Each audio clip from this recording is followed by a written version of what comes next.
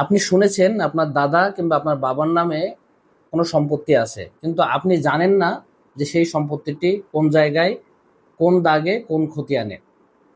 আপনার যদি জানার ইচ্ছা থাকে যে আপনার বাবা কিংবা দাদার নামে যে সম্পত্তি আছে এই সম্পত্তিটি আপনি খুঁজে বের করতে চান, তাহলে আপনি কি করবেন?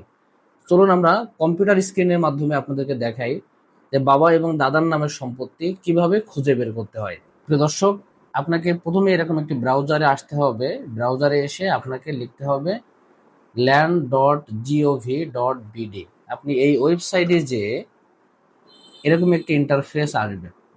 তো এরকম একটি ইন্টারফেস আসলে আপনাকে প্রথমে এই ইন্টারফেসের মাধ্যমে যে এখানে একটি লগ ইন করতে হবে। এই লগ ইন যে অপশনটা আছে, এই লগ ইন অপশনে যে আপনাকে, যদি আপনাকে আগেই এখানে রেজিস্ট্রেশন করা থাকে তাহলে রেজিস্ট্রেশন করা থাকলে তো আপনাকে আর কিছু লাগবে না। যদি না থাকে তাহলে আপনি একটি ফোন নাম্বার দিয়ে রেজিস্ট্রেশন করে আপনি আপনার নামে এরকম একটি অ্যাকাউন্ট ক্রিয়েট করতে হবে। তারপরে আপনি এই অ্যাকাউন্টের মধ্যে প্রবেশ করতে হবে।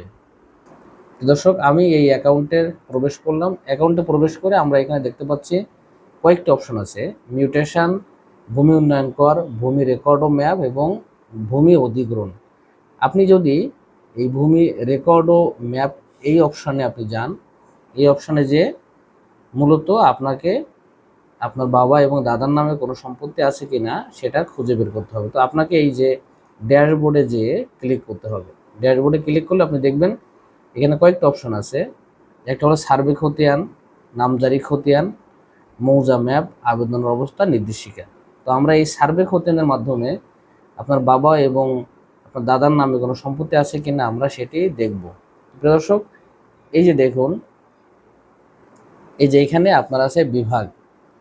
তো আমরা দেখব যে আমার বাবার সম্পত্তিটা কোথায় আছে কিংবা আমার দাদার সম্পত্তিটা কোথায় আছে। তো আমার বাড়ি যেহেতু খুলনা বিভাগে, আমি খুলনা বিভাগটা ক্লিক করলাম। তারপর আমার বাড়ি যেহেতু সাতক্ষীরা জেলা, আমি সাতক্ষীরা জেলায় ক্লিক করলাম। তারপর আছে উপজেলা কিংবা থানা। আমার বাড়ি যেহেতু আশাশুনি উপজেলা, আমি এই আশাশুনি উপজেলায় ক্লিক করলাম। তো দর্শক, এখানে দেখুন সিএস, আরএস, এসএ, বিআরএস এই কয়েকটি খতিয়ানের নাম দেওয়া আছে। তো কয়েকটি খতিয়ানের নাম দেওয়া আছে। আমি সর্বশেষ যে খতিয়ানটি আছে এই খতিয়ান থেকে আমি দেখব যে আমার বাবা এবং আমার দাদার নামে কোনো সম্পত্তি আছে কি না, থাকলে সেটি কিভাবে খুঁজতে হয়। তো আমি এই যে বিআরএস খতিয়ানে ক্লিক করলাম। এখানে দেখবেন যে অনেকগুলা আপনার মৌজা থাকবে। তো আমার যে কাঙ্ক্ষিত মৌজা সেটি আমি খুঁজে বের করার চেষ্টা করছি। এই যে আমার 109 নম্বর মৌজা, জেল নাম্বার 109, এই কাপসন্ডা মৌজা। আমি এখানে গেলাম। এখানে যে নাম্বার থাকবে, যদি আপনি কোনো খতিয়ান নাম্বার আগে জেনে থাকেন তাহলে আপনি এই খতিয়ান নাম্বারটা দিলে এবং এখানে খুঁজুন, এখানে সার্চ করলেই আপনি পেয়ে যাবেন। কিন্তু আপনি খতিয়ান, দাগ নম্বর কিছুই জানেন না, আপনি শুধুমাত্র নামটি জানেন, তাহলে আপনাকে কি করতে হবে? সেক্ষেত্রে আপনাকে এই যে অধিকতর অনুসন্ধান, আপনাকে এখানে ক্লিক করতে হবে। এখানে ক্লিক করে দেখুন মালিকের নাম আছে। তো আমার দাদার নাম রুহুল কুদ্দুস। আমি যদি এখানে লিখি রুহুল রুহুল কুদ্দুস, আমি আগেই সার্চ করে রেখেছিলাম রুহুল কুদ্দুস সর্দার।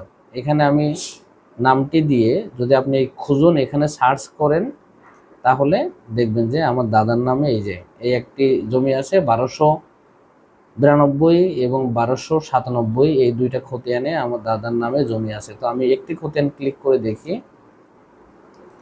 এই যে দেখুন, বিভাগ খুলনা, জেলা সাতক্ষীরা, উপজেলা আশাশুনি, সার্ভে খতিয়ানের নাম বিআরএস, মৌজা 109, জমির পরিমাণ 33%, মালিকের নাম এই যে দখল রুহুল কুদ্দুস সর্দার এবং দাগ নাম্বার 339। এরপরে হয়তোবা আরও কিছু দাগ নম্বর থাকতে পারে।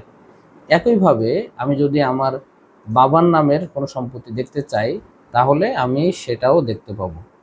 তো এই যে দেখুন, এই যে আমি যদি একইভাবে আমি এখানে ক্লিক করি, আমার বাবার নাম নেসার আলী সর্দার। এই যে আমার বাবার নাম যদি আমি এখানে সার্চ করি তাহলে দেখবেন যে এই যে 2188 নং খতিয়ানে আমার বাবার সম্পত্তি আছে। তো এই যে দেখেন 5251 দাগ, এখানে 40 শতক সম্পত্তি আছে। আমার বাবার নাম হলো এই যে নিসার আলী সর্দার। এভাবেই আপনি যদি আপনার বাবা এবং দাদার নামের সম্পত্তি বের করতে চান কিন্তু আপনি দাগ খতিয়ান না জানেন, তাহলে আপনি সহজে বের করতে পারবেন। প্রিয় দর্শক, এভাবেই আপনার বাবা এবং আপনার দাদার নামে কিংবা অন্য কোনো ব্যক্তির নামে কোনো সম্পত্তি আছে কি না আপনি সহজেই যে land.gov.bd এই ওয়েবসাইটে যেয়ে আপনি নিজে সার্চ করে আপনি কোনো সম্পত্তি থাকলে আপনি খুঁজে বের করতে পারবেন। এ কারণে আপনাকে কারোর কাছে যেতে হবে না, আপনি নিজেই এই কাজটি করতে পারবেন। এবং আপনি যদি কোনো সম্পত্তি থাকে তাহলে আপনি খতিয়ান সংগ্রহ করতে পারবেন, ম্যাপ সংগ্রহ করতে পারবেন, করে আপনি আপনার এই সম্পত্তিটি আপনাদের দখলে নিতে পারবেন।